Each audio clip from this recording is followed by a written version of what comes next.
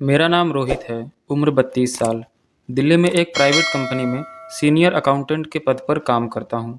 अकेला रहता हूँ, घर परिवार से दूर। सुबह ऑफिस, शाम को कमरा, थोड़ा खाना फिर नींद। यही दिनचर्या थी मेरी। जिंदगी में न कोई खास हलचल, न कोई नई कहानी, लेकिन भीतर एक खालीपन हमेशा चुभता था जिसे नाम देना मुश्किल था। सर्दियों का मौसम था, सुबह धूप में सुस्त और रातें ठंडी। एक दिन सुबह सुबह दूध लेने निकला तो सामने से एक महिला आती दिखी। उसकी चाल में आत्मविश्वास था, चेहरे पर हल्की बिंदी, बाल खुले हुए और शॉल को कसकर पकड़े हुए। उसकी आंखों में एक अजीब सी गहराई थी। हमारी नज़रें मिली और वो एक पल ठहर सा गया। उसने हल्के से मुस्कुराकर आगे कदम बढ़ा दिए। मैं भी अपनी राह पर चल पड़ा, लेकिन मन में उसकी छवि रह गई। अगले दिन फिर वही समय, वही जगह, वही महिला। इस बार उसने हल्के से सिर भी हिलाया। यह इत्तेफाक अब रोज का हिस्सा बन गया। धीरे धीरे मैंने हिम्मत जुटाई और एक दिन नमस्ते कह दिया। उसने भी मुस्कुराकर जवाब दिया और कहा नमस्ते।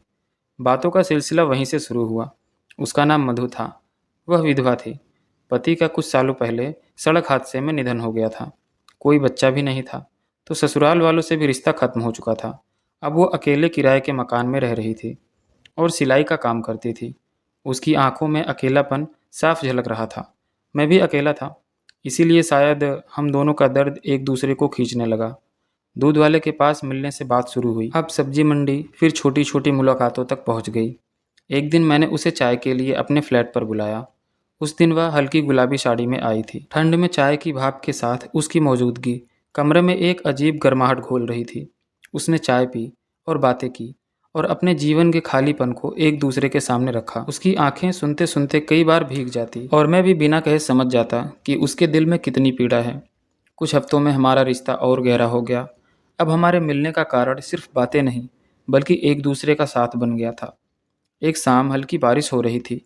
वह भीगने से बचने के लिए मेरे फ्लैट में आ गई। हम चुपचाप बैठे रहे।